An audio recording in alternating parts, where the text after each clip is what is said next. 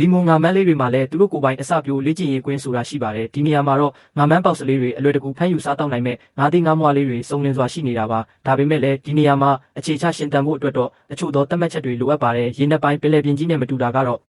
ဒီနေရာဟာတဝက်ကသမုဒ္ဒရာဖြစ်ပြီးကြက်တဝက်ကတော့ကုန်းမြေဖြစ်နေတာပါပဲအခုမြင်တွေ့နေရတဲ့စိမ့်ဆူနေတဲ့တောအုပ်ကြီးကတော့လီမွန်ငါမန်းလေးတွေရဲ့အစပြိုရှင်တန်ရေးကစားကွင်းကြီးဖြစ်ပါတယ်ဒီနေရာမှာပေါက်ရောက်နေတဲ့အပင်တွေဟာကဘာပေါ်မှာစားငံရည်ထဲမှာရှင်တန်ပေါက်ရောက်နိုင်တဲ့တစ်ခုတည်းသောတစ်တောဖြစ်ပြီးလူသားတွေကတော့အင်းကိုလက်မှုတော်သို့မဟုတ်ဒီရီတော်လို့ခေါ်ဆိုကြပါတယ်လက်မှုပင်တွေဟာဒီနေရာမှာမိတင်းနေထိုင်ကြပြီးနေ့စဉ်နေ့တိုင်းဒီရီတက်တာနဲ့ဒီရီကျတာကိုနှစ်ကြိမ်တိုင်းကြုံတွေ့ကြရပါတယ်ဒီရီတက်လာတဲ့အချိန်တိုင်းမှာအမည်မသိငါးသိန်းငါးမွားမျိုးဟာလည်းဒီတောအုပ်ထဲကိုရောက်ရှိလာတတ်ကြပါတယ်ဒီနေရာမှာအာဟာရပြည့်ဝတဲ့အစားအစာတွေကိုရှာဖွေနိုင်ုံတင်မကပဲ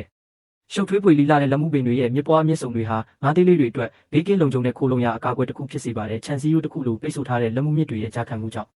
ခန္ဓာကိုယ်ကြီးမားတဲ့ငါးကြီးတွေဟာလက်မှုတော်ရဲ့အပြင်ဘက်ပတ်လည်မှာပဲအစာရှာဖွေနိုင်ကြတာပါဒီရေအမြင့်ဆုံးမှတ်ကိုရောက်ရှိလာတဲ့အချိန်မှာတော့မိဘခါနီကိုဝင်ဆောင်မိခင်ကြီးတကောင်ဒီနေရာကိုရောက်ရှိလာခဲ့ပါတယ်သူမကတော့ရင်သွေးလွယ်ထားတဲ့လီမွန်ငါမန်းမကြီးဖြစ်ပြီး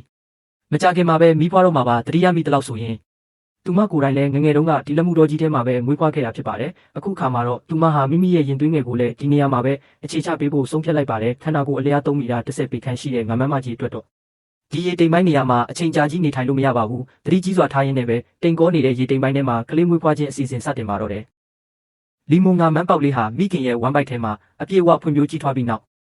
မကြခင်မှာပဲကျမ်းမာတန်ဆွမ်းတဲ့ငါမန်းပေါက်လေးတစ်ကောင်မွေးဖွားလို့လာခဲ့ပါပြီးလက်မှုတော်ကြီးဟာလီမွန်ငါမန်းပေါက်လေးတွေအတွက်တော့အသင့်တော်ဆုံးမူကြိုကြောင်းကြီးတစ်ခုပါပဲငါမန်းမိခင်ကြီးဟာကလေးကိုအခြေချပေးပြီးတာနဲ့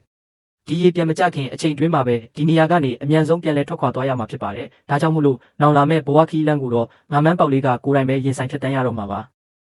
မွေးရပါရှင်တန်ရေးဗီဇစိတ်အရာငါမန်းပေါက်လေးဟာလက်မှုပင်တွေရဲ့အမြင့်ဆုံးတွေကြားထဲမှာပေါင်းပေါင်းနေထိုင်ပါတယ်သူတို့ရဲ့လက်ရှိခန္ဓာကိုယ်ရွယ်စားကအလွန်တင်းငယ်သေးတာကြောင့်လက်မှုတော်ရဲ့အတွင်းပိုင်းထိတိုးဝင်စူးစမ်းနိုင်ကြပါတယ်မကြခင်မှာပဲဒီရေတွေပြန်လဲခန်းချောက်ကျဆင်းသွားခဲ့ပါပြီဒီနေရာမှာနေထိုင်ကြတဲ့ငါမန်းပေါက်လေးတွေဟာအမြဲတမ်းရေရှိနေမဲ့တင့်တော်တဲ့ရေရင်းမြစ်တစ်ခုကိုမဖြစ်မနေရှာဖွေကြရပါမယ်လက်မှုတော်ရဲ့အလဲဘိုတက်မှာတော့မြေနိမ့်ပိုင်းဖြစ်တာကြောင့်ရေကန်ငယ်လေးတစ်ခုဖြစ်ပေါ်နေပါတယ်ဒီနေရာကရေတွေကတော့ဘယ်တော့မှခန်းချောက်မသွားပဲဒါဟာအစပြိုလေ့ကျင့်ရေးကွင်းရဲ့အချက်ချာအလဲဘိုနေရာပဲဖြစ်ပါတယ်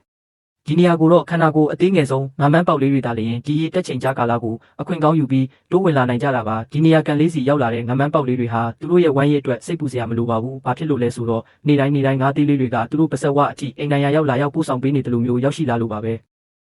လီမွန်ငါမန်းပေါက်လေးတွေဟာဒီအစပြိုလေ့ကျင့်ရေးကွင်းထဲမှာနှစ်တိုင်အချိန်ကုန်လုံးစီမှာဖြစ်ပြီးသမုဒ္ဒရာကြီးရဲ့ထိပ်တန်းမှုစူးကြီးတစ်ကောင်ဖြစ်လာတဲ့အထိမိမိတို့ရဲ့ရှင်တန်ရေးကျွမ်းကျင်မှုတွေကိုအဆက်မပြတ်လေ့ကျင့်ပြိုးထောင်သွားကြမှာဖြစ်ပါတယ်အဲ့ဒီအချိန်ကြာမှသာသူတို့ဟာဒီအစပြိုးကစားကွင်းကြီးကနေစတင်ထွက်ခွာသွားကြတော့မှာဖြစ်ပါတယ်ဗျာ